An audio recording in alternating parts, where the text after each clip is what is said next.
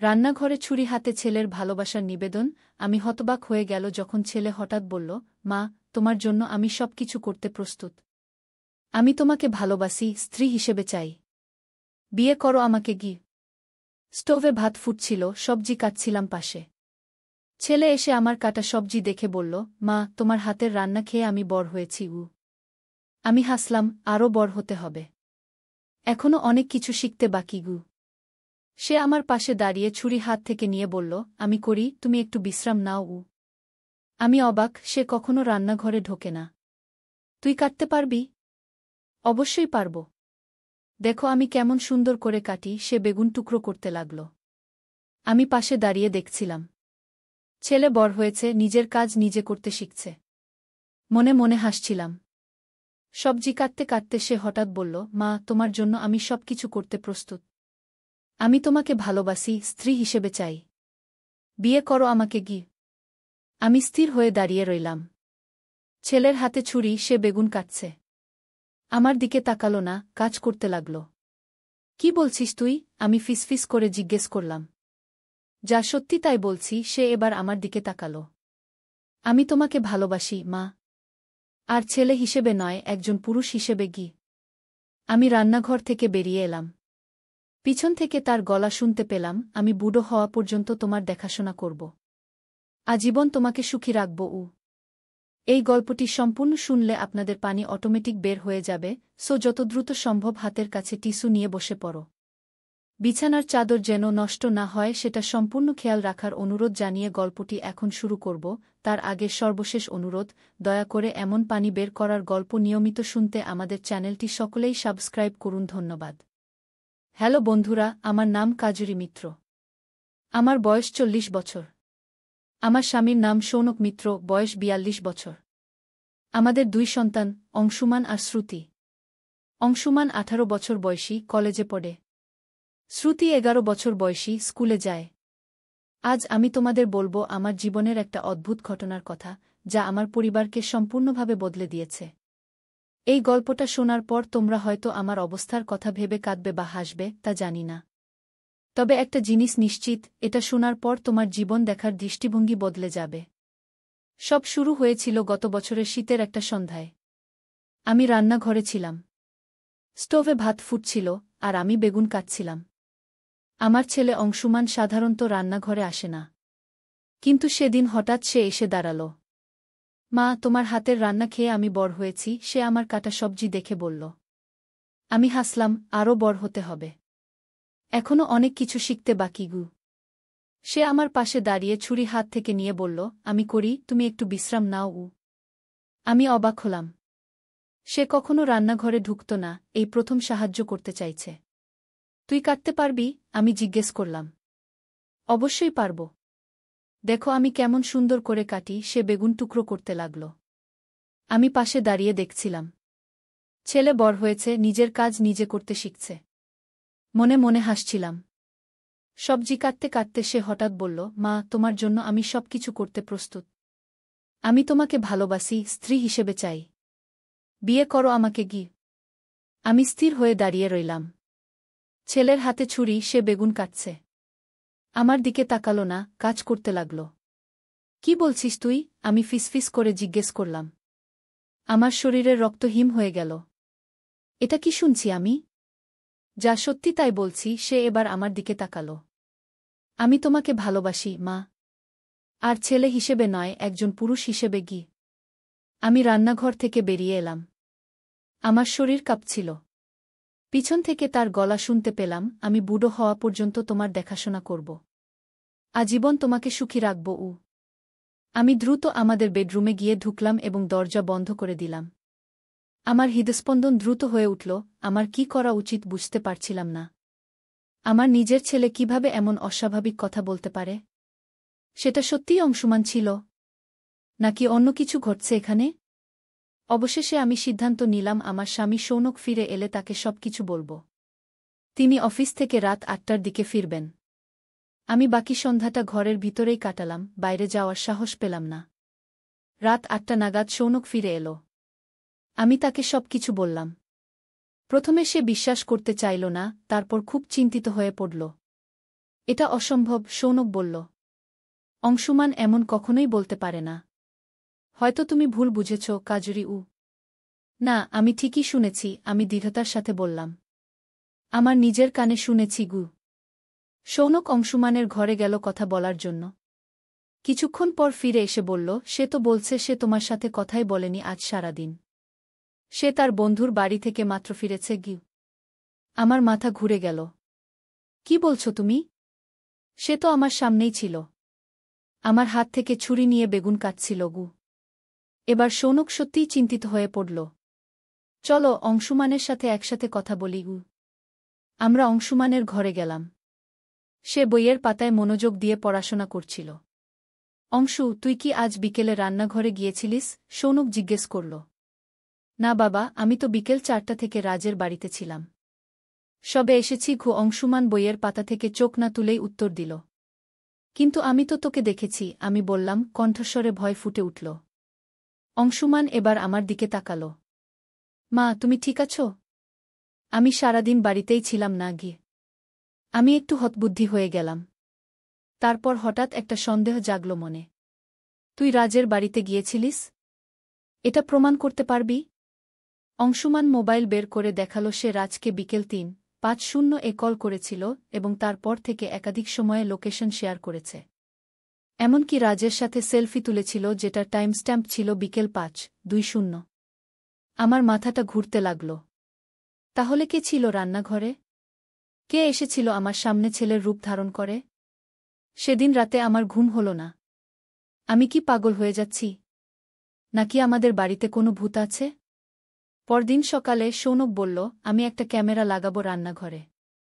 দেখি কি ঘটে গু। আমি রাজি হলাম। তিনি অফিসের আগে সিসিটিভি ক্যামেরা লাগিয়ে দিয়ে গেলেন। সারাদিন আমি ঘরের দরজা লক করে রইলাম। কেবল শ্রুতিকে স্কুল থেকে আনতে গেলাম, সেও আমার সাথে থাকল পুরো বিকেল।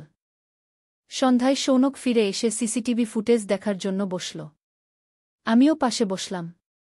যা দেখলাম তাতে আমরা দুজনেই স্তম্ভিত হয়ে গেলাম।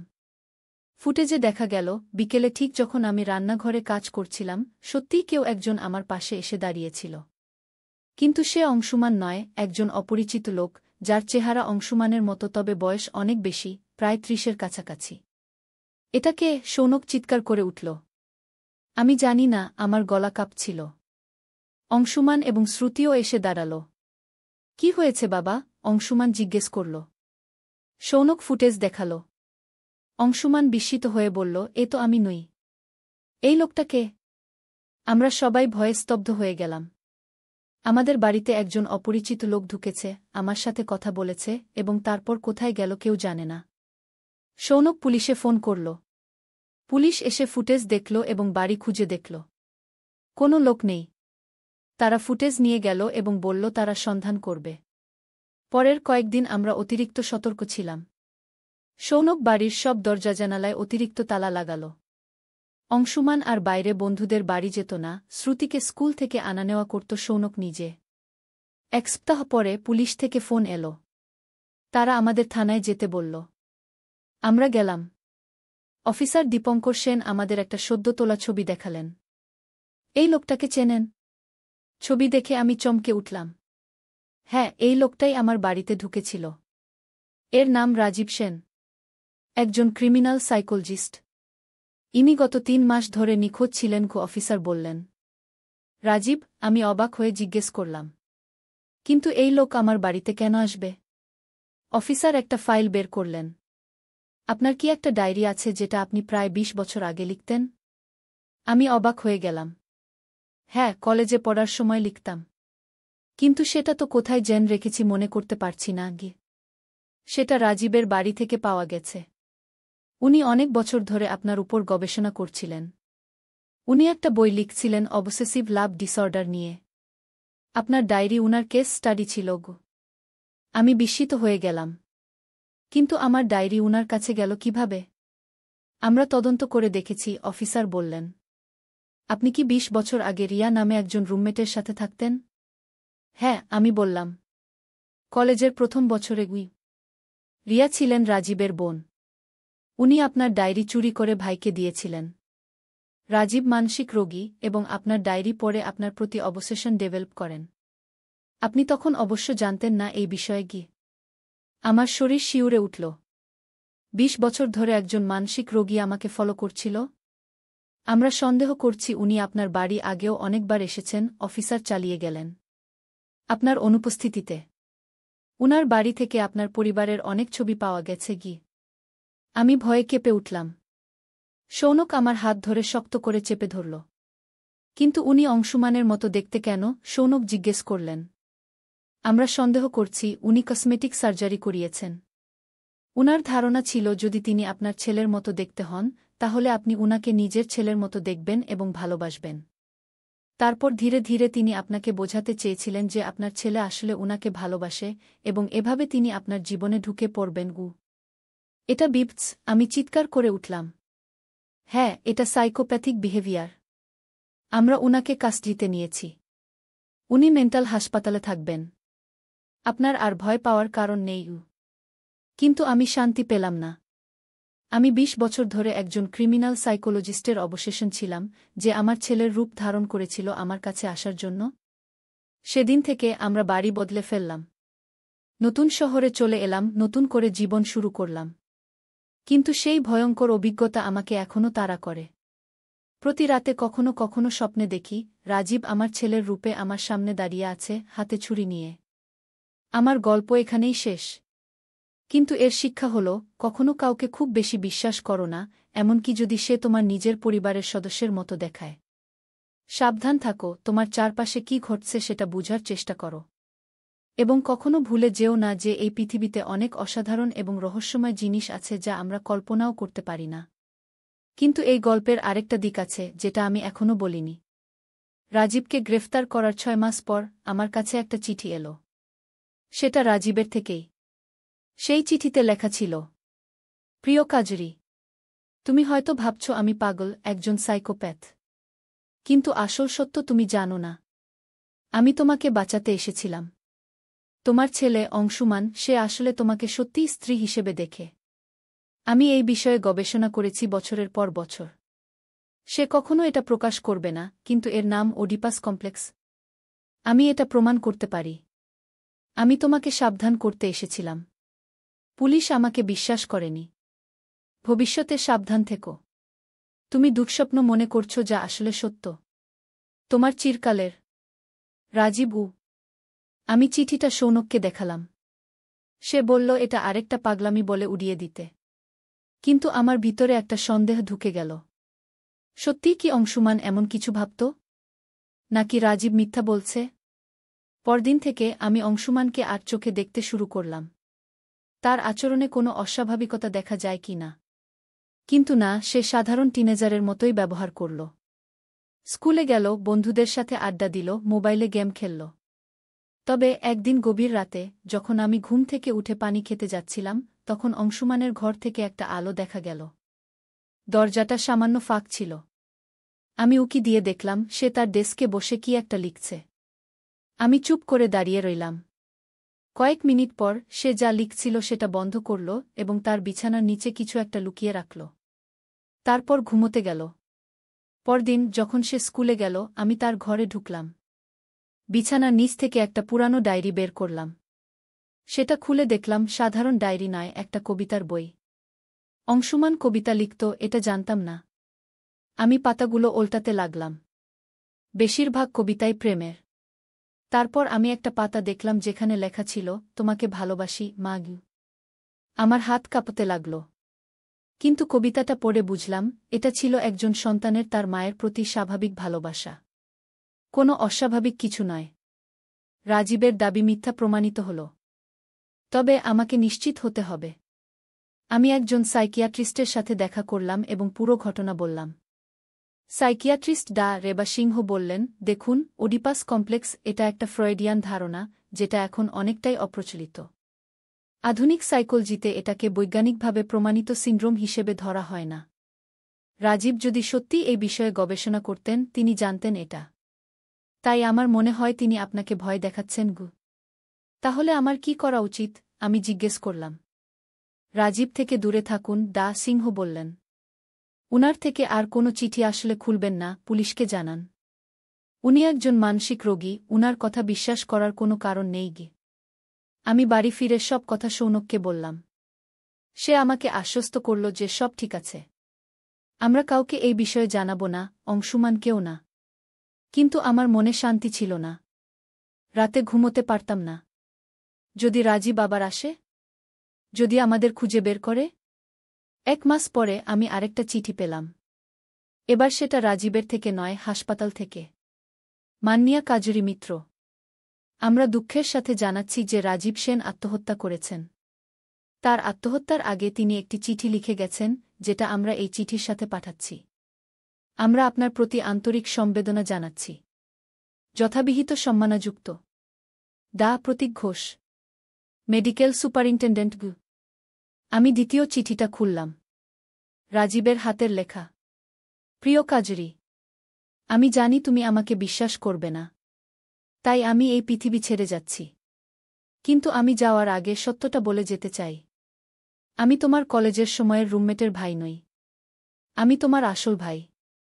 হ্যাঁ, তুমি জানো না, কিন্তু আমরা এক রক্তের। আমাদের বাবা একই ব্যক্তি। আমি তোমার চেয়ে 10 বছরের বড়। যখন তুমি জন্মাও আমি 10 বছর বয়সী। আমাদের বাবা আমার মাকে ছেড়ে তোমার মাকে বিয়ে করেন। আমার মা আত্মহত্যা করেন। আমি তখন থেকেই তোমাকে খুঁজছিলাম। তোমার রুমমেট রিয়া আমার বন্ধু ছিল। সে জানত আমি তোমাকে খুঁজছি। সে তোমার ডায়েরি আমাকে দিয়েছিল, যাতে আমি জানতে পারি তুমি কেমন আছো। কিন্তু যখন তোমাকে খুঁজে পেলাম, তখন দেখলাম তুমি সুখে আছো। আমি তোমার সুখ নষ্ট করতে চাইনি। কিন্তু আমি তোমার পরিবারকে দূর থেকে দেখতাম, তোমার অংশুমানকে বড় হতে দেখেছি। আমি দেখেছি সে কিভাবে তোমাকে দেখে। সে তার নিজের মাকে ভিন্ন চোখে দেখে। একদিন সে তোমাকে আঘাত করবে। আমি তোমাকে সাবধান করতে চেয়েছিলাম, কিন্তু তোমরা আমাকে পাগল ভেবেছ। আমি আর কিছু করতে পারছি না। আমি ক্লান্ত। আমি শুধু চাই তুমি সাবধান থাকো। তোমার একমাত্র ভাই রাজীব। আমি চিঠিটা বারবার পড়লাম। এটা কি সত্য? রাজীব আমার ভাই? অংশুমানের ব্যাপারে সে যা বলেছে সেটা কি সত্য? আমি সৌনককে চিঠিটা দেখালাম না। পরিবর্তে আমি আমার মাকে ফোন করলাম। আমার মা তখন বরিশালে থাকতেন। আমি তাকে সরাসরি জিজ্ঞেস করলাম, মা, বাবার আগে কোনো বিয়ে হয়েছিল? মা চুপ করে রইলেন কয়েক সেকেন্ড। তারপর ফিসফিস করে বললেন, তুমি জানলে কিভাবে? আমি স্তম্ভিত হয়ে গেলাম। সত্যি? বাবার আগে অন্য কোথাও বিয়ে হয়েছিল? একটা ছেলে ছিল? রাজীব নামে? হ্যাঁ, মা বললেন, কণ্ঠস্বরে ভয়। কিন্তু বাবা বলেছিলেন সে মারা গেছে। সে কোথায়? সে তোমার সাথে যোগাযোগ করেছে? মা, তুমি আমাকে এতদিন বলনি কেন? আমার একটা ভাই আছে এবং তুমি আমাকে কখনো বলনি। আমরা ভেবেছিলাম সে মারা গেছে। মা কাঁদতে লাগলেন। কিন্তু সে কোথায় এখন? আমি তার সাথে কথা বলতে চাই। মা, সে সত্যিই মারা গেছে, আমি বললাম কাঁদতে কাঁদতে। সে আত্মহত্যা করেছে। ফোনের ওপাশে মায়ের কান্নার শব্দ। আমি চুপ করে শুনলাম। আমি চিঠিটা সৌনককে দেখালাম। সে বিশ্বাস করতে পারল না। কিন্তু এটা তো পাগলামি। অংশুমান কখনোই তার কণ্ঠ থেমে গেল। সে কিভাবে জানল?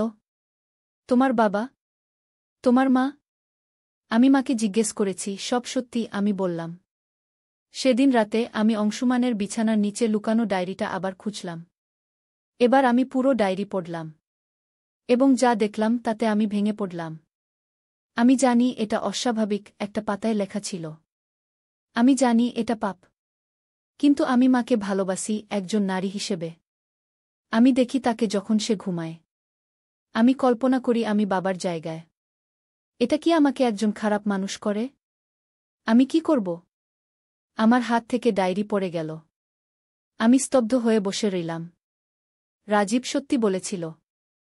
আমার নিজের ছেলে, আমার রক্ত, আমাকে ভিন্ন চোখে দেখে। আমি ডায়েরিটা আবার বিছানার নিচে রেখে দিলাম। আমি কি করব এখন? পরদিন আমি সৌনকের সাথে কথা বলার সিদ্ধান্ত নিলাম। আমি তাকে সব কথা বললাম। সে বিশ্বাস করতে পারল না। তুমি নিশ্চিত? সে জিজ্ঞেস করল। হ্যাঁ, আমি বললাম। ডায়েরিটা আছে প্রমাণ হিসেবে।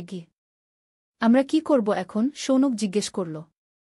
তাকে সাইকিয়াট্রিস্টের কাছে নিয়ে যাব?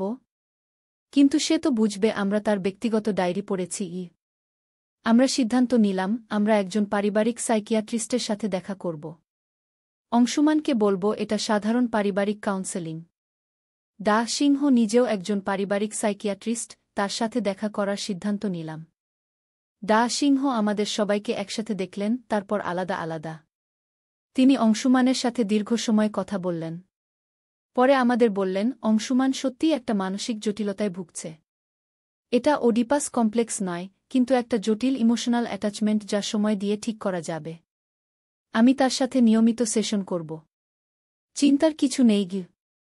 আমি আশ্বস্ত বোধ করলাম। কিন্তু তবুও আমি অংশুমানের সাথে কথা বলতে চাইলাম। সেদিন বিকেলে আমি অংশুমানকে আমার ঘরে ডাকলাম। আমি তোর ডায়েরি পড়েছি, আমি সরাসরি বললাম। সে চমকে উঠল। তারপর মাথা নিচু করে বসে রইল। আমি দুঃখিত মা, সে ফিসফিস করে বলল। তুই আমাকে নিয়ে কি লিখেছিস গু? আমি শুরু করলাম। আমি জানি এটা ভুল, সে কাঁদতে লাগল। আমি নিজেকে নিয়ন্ত্রণ করতে পারছি না। আমার মনে হয় আমি পাগল হয়ে যাচ্ছি গু। তুই পাগল নস, আমি তাকে জড়িয়ে ধরলাম। তুই একটা সমস্যায় আছিস এবং আমরা একসাথে এটা সমাধান করব। দা সিংহ তোকে সাহায্য করবেন গু। আমি কখনো সেরকম কিছু করতাম না মা, সে আমার দিকে তাকিয়ে বলল। চোখে আতঙ্ক। আমি শুধু কল্পনা করতাম। আমি জানি এটা ভুল। আমি জানি। আমি তার মাথায় হাত বুলিয়ে বললাম। আমি তোকে বিশ্বাস করি। অংশুমান দা সিংহের সাথে থেরাপি শুরু করল। প্রথম কয়েক মাস খুব কঠিন ছিল। সে খুব বিষণ্ণ হয়ে গেল, স্কুলে যেতে চাইত না। তার বন্ধুদের এড়িয়ে চলত। সৌনক পুরো বিষয়টা খুব ভালোভাবে নিল। সে অংশুমানকে কখনো দোষ দিল না বা তাকে খারাপভাবে দেখল না। সে শুধু সাহায্য করল। 6 মাস পর অংশুমান আরেকটা ডায়েরি শুরু করল, দা সিংহের পরামর্শে। এই ডায়েরিতে সে তার অনুভূতি লিখত এবং সেগুলো দা সিংহের সাথে শেয়ার করত। 1 বছর পর দা সিংহ বললেন অংশুমান এখন অনেক ভালো। তার অ্যাটাচমেন্ট ইস্যু অনেকটাই সমাধান হয়েছে। সে এখন সাধারণ জীবনে ফিরে যেতে পারবে গু। আজ 2 বছর পর অংশুমান সম্পূর্ণ সুস্থ। সে একজন সাধারণ যুবক, তার নিজের জীবন, বন্ধু এবং স্বপ্ন নিয়ে। সে মেডিকেল স্কুলে ভর্তি হয়েছে, একজন ডাক্তার হতে চায়। সে বলে সে মানুষকে সাহায্য করতে চায় দা সিংহের মতো। আমার জীবনের সবচেয়ে দুঃখজনক অভিজ্ঞতা, যেটা আমাকে পরম সুখের দিকে নিয়ে গেছে। আমি এখন একটি সাইকোলজি গ্রুপের স্বেচ্ছাসেবক হিসেবে কাজ করি, যেখানে ওডিপাস কমপ্লেক্সে ভোগা পরিবারদের সাহায্য করি। এইভাবে আমি রাজীবকে সম্মান জানাই, যে আমার ভাই ছিল এবং যাকে আমি কখনো চিনিনি। এই গল্পের শিক্ষা হল, আমাদের নিজেদের হিসেবে কখনো কিছু লুকাতে হবে না। সমস্যাগুলোকে মুখোমুখি দেখলে আমরা সেগুলো সমাধান করতে পারি। শেষ।